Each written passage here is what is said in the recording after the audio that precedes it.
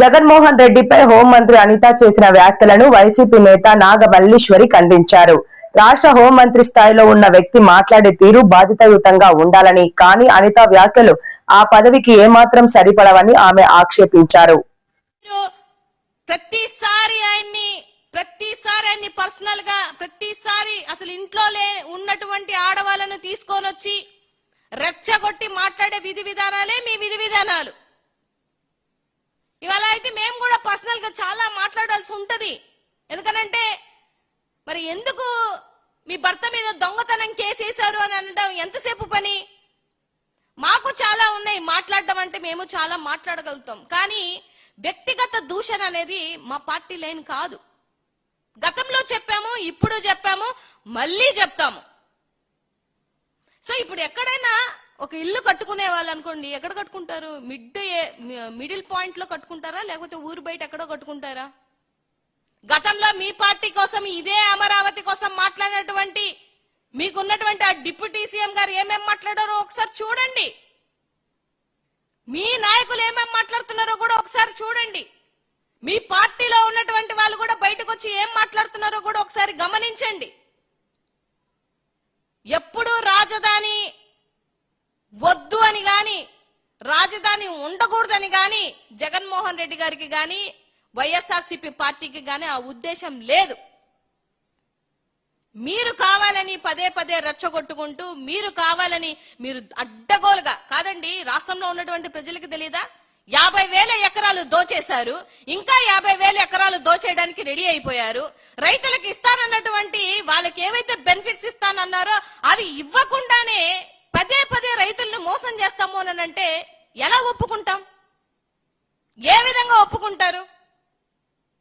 అంటే సబ్జెక్ట్ మీద నాలెడ్జ్ లేకుండా హాఫ్ నాలెడ్జ్ మాటలు మాట్లాడకండి అనిత గారు, నవ్వుల పాలవుతారు.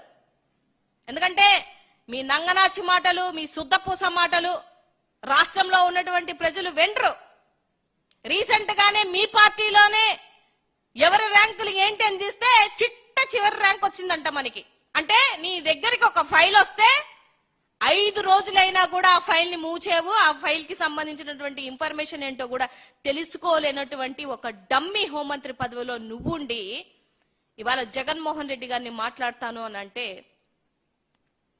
తాట తీసి కూర్చోబెట్టే రోజులు ఉన్నాయి, వస్తాయి. అంటే మేం కాదు, రాష్ట్రంలో ఉన్నటువంటి మహిళలే మిమ్మల్ని కూర్చోబెట్టే రోజు ఒకటి వస్తుంది. ఎందుకనంటే మీరు నాకు తెలిసి ఇవాళ 20 నెలల కాలంలో ఈ రాష్ట్రంలో ఉన్నటువంటి మహిళలను అందరినీ అడుగుతున్నాను, ఏ రోజైనా అనిత గారు ఇదిగో ఒక చోట మర్డర్ జరిగింది, మానభంగం జరిగింది, లేకపోతే మైనర్ బాలిక మీద హత్య జరిగింది, ఇదిగో ఈ డ్రమ్ములో పెట్టారు, లేకపోతే ఈ ఫ్రిడ్జ్ లో పెట్టి ముక్కలు ముక్కలుగా చేశారు, నిన్న మొన్న 2 రోజుల క్రితమే కదా విశాఖలో ముక్కలు ముక్కలుగా కట్ చేసి ఫ్రిడ్జ్ లో పెట్టారు, వెళ్ళావా?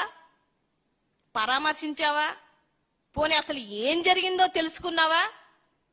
ఇవిలే నీ పదవికి ఇచ్చినటువంటి పని నువ్వు ఏ రోజు చేసిన పాపాన పోలేదు. గాని జగన్మోహన్ రెడ్డి గారిని తిట్టడానికి మాత్రం నీకు ఒక శాఖ ఇచ్చి ఆ శాఖలో నిన్ను కూర్చోబెట్టారు కాబట్టి ఆ శాఖకు మాత్రం న్యాయం చేసుకోవడానికి తగుదనమ్మా అనుకుంటూ పదే పదే వచ్చి మీడియా ముందుకు వచ్చి ఆయన్ని సైకో, లేకపోతే పులివెందుల ఎమ్మెల్యే, నంగనాచి మాటలు. అసలు నువ్వు హోంమంత్రి ఎట్లయినావో నాకు అర్థం కావట్లేదు. కానీ చదువుకున్నారు కదా, ఒక ఎక్స్ సీఎం ని ఏమని మాట్లాడాలో కూడా నీకు తెలియట్లేదా? రాష్ట్రంలో ఉన్నటువంటి మహిళలు అడుగుతున్నారు ఇవాళ, అనిత నువ్వు అసలు ఆడదానివేనా అని. ఎందుకంటే ఒక మహిళగా ఇంతమంది చనిపోతుంటే కూడా నీకు కన్సర్న్ లేదు అని అంటే నీ మీద నేను జాలిపడుతున్నా, నీ మీద నిజంగానే జాలిపడుతున్నా. ఆ పదవి విలువ తెలియకుండా ఇవాళ అడ్డగోలుగా నోరుంది కదా అని అతి ఎప్పుడు చేయవాకండి. అతి చేస్తే ఎప్పటికైనా ప్రమాదమే. హద్దు దాటి మాట్లాడితే ఈసారి నీకు చాలా మంది మహిళలు ఇక్కడ నుంచి సమాధానం చెప్పేటువంటి రోజు దగ్గరలోనే ఉంది. నీ సొంత నియోజకవర్గంలోనే నీ పనితీరు బాలేక గంట సేపు నిన్ను నిలబెట్టారు అని అంటే నీ పనితీరు ఏంటో ఒకసారి ఆలోచించుకో అనిత గారు. నీ సొంత నియోజకవర్గంలోనే మహిళలు బట్టలిపదీసి కొడితే కూడా ఒక చాతగాని హోంమంత్రిగా నిల్చున్నటువంటి నీ తీరు రాష్ట్రంలో ఉన్నటువంటి మహిళలు దుమ్మెత్తి పోస్తారు. ఈసారి ఓట్లకు వెళ్ళండి. ఏమంటారు, చెప్పులు చాటలతో మిమ్మల్ని కొట్టే రోజు వచ్చుద్ది, గ్యారంటీగా వచ్చుద్ది. ఎందుకంటే మీరు ఉన్నటువంటి పదవుల్లో మీ గవర్నమెంట్ ఉండి ఒక అత్యున్నతమైనటువంటి పదవి, హోంమంత్రి పదవిలో ఉన్న నిన్నే నీ నియోజకవర్గంలో 3 గంటలు నిల్చోబెట్టారు అని అంటే మీ పనితీరు ఏమని అర్థం? ఒక మైనర్ బాలిక కేసు పెట్టి, ఇదిగోండి మాకు ఇంత అన్యాయం జరుగుతుంది, పలానా వ్యక్తి వచ్చి మమ్మల్ని చంపేస్తాడని బెదిరించినా కూడా పట్టించుకోకపోతే 2 రోజుల తర్వాత ఆ మైనర్ బాలికని గొంతు కోసి చంపేసినటువంటి వైన్యం నీ సొంత జిల్లాలోనే జరిగింది. ఎక్కడో కాదు, నీ సొంత జిల్లాలోకే నువ్వు న్యాయం చేయలేవు, ఇంకా ఊరంతా ఏం న్యాయం చేస్తావులే గాని నీ సొంత జిల్లాలో జరుగుతున్నటువంటి వాటికి న్యాయం చేయలేవు. సో దయించి ఇక నుంచి నీ నంగనాచి మాటలన్నీ కట్టిపెట్టి, నీ నంగనాచిన మాటలన్నీ పక్కన పెట్టి రాష్ట్ర మహిళల యొక్క సంరక్షణ మీద, రాష్ట్ర మహిళల యొక్క ప్రాణాలు కాపాడే విధంగా నీ పదవి ఉండాలని నేనైతే మనస్ఫూర్తిగా కోరుకుంటున్నా. ఎందుకంటే రాబో రోజులలో మహిళలే నిన్ను నీ నియోజకవర్గం నుంచి తరిమి తరిమి కొట్టే రోజు ఒకటి వస్తుంది, గుర్తుపెట్టుకో.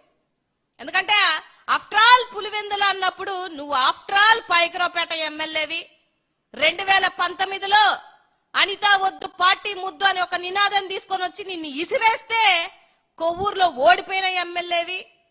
ఇవాళ ఫ్లూక్ లో 3 పార్టీలు కలిసిపోతే ఏదో ఎమ్మెల్యే అయినటువంటి నువ్వు ఆయన చరిత్ర గాని వాళ్ళ తండ్రి చరిత్ర గాని నీకు తెలియదు కాబట్టి 2014కి ముందైతే అసలు నువ్వెవరో కూడా ఎవరికి తెలియదు.